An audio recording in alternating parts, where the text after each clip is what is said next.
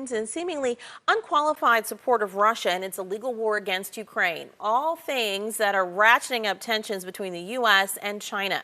A visit by the Taiwanese president with Californian and House Speaker Kevin McCarthy right here in the Golden State, along with the following trip by a bipartisan delegation to Taiwan, only aggravating the situation. One of the congressmen on that trip, Elk Grove's own Ami Bera, with me now live. Doctor, good morning to you. Good morning. Thanks for having me on. Definitely. Why did you want to be on this trip, this bipartisan delegation that went to Taiwan?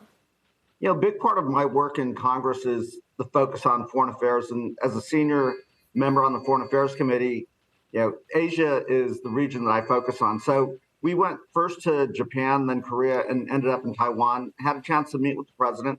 The reality here is nobody wants a war with China. We want to ratchet down some of the tensions and kind of keep the status quo. But the best way to deter aggression is to actually stand with our partners and stand with the democracies in the region.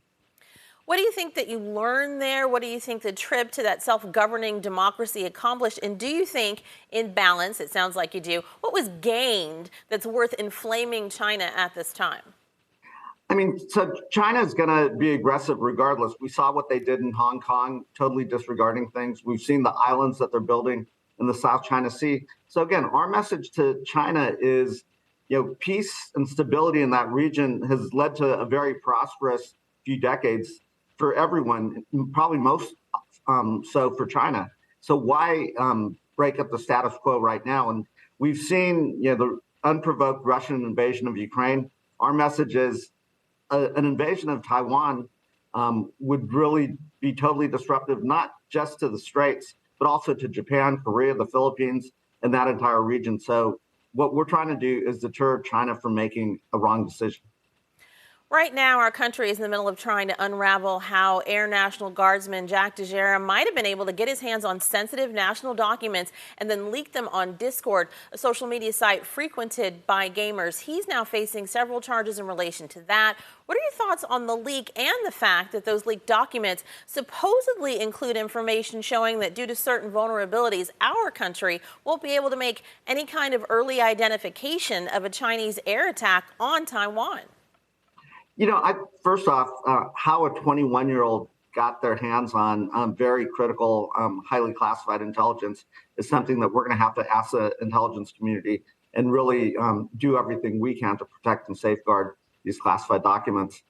Secondly, again, part of the reason why we're in that region, working with our allies, Japan, Korea, the Philippines, is to make sure that we've got the right early warning systems. And again, nobody's looking for a war across the Straits of Taiwan. The goal here is to maintain and preserve the status quo and really send a strong message of deterrence to the Chinese. So, I think we've got to figure out how to keep our secrets classified. China, in word and deed, appears to be more and more aligned with Russia as it moves deeper into the second year of this illegal war on Ukraine. You've kind of touched on it, but what are the dangers of this country upsetting, if you will, President Xi, when Russia already is operating as if U.S. support for Ukraine and the new additions to NATO are signs of aggression? Yeah, what we would tell Xi Jinping, the Chinese premier, is take a look at what one person's decision, Vladimir Putin, did for Russia. It's not working out so well for Russia right now. It's disrupting their economy. Tens of thousands of Russians have died, Russian troops, and it is creating a pariah state. If China were to go ahead with aggressive actions towards Taiwan, they also would isolate themselves. The economic damage, though, would be much greater, both to China, but also to the entire world, and it would be incredibly disruptive. So again, I'm not sure what China would have to gain by changing the status quo. They've got a side-by-side friendly relations with Taiwan. Taiwan is not a threat to China. So why not keep the status quo and the one China policy?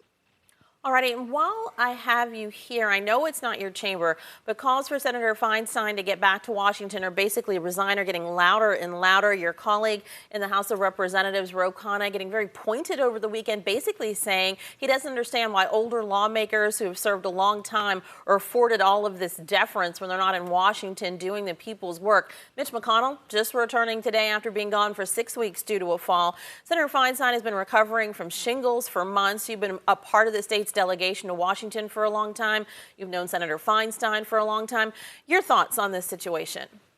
I mean, I want to be deferential to the senior senator. Senator Feinstein's been just a wonder for the state of California, a remarkable senator over the decades. All of our thoughts and hopes are for a speedy recovery. Obviously, if she can't get back to the chamber, then it's really her decision, because the Senate does really have important work confirming judges and getting legislation passed, especially with the debt ceiling coming up. So again, I'm going to be deferential to Senator Feinstein, but I think we all recognize that we need the full 51 votes in the Senate. A lot of work coming up to do, as you just mentioned. Thank you so much for joining us this morning. We appreciate you. Great. Thank you. Go Kings. Yes, definitely. We'll check back in with you about that as well.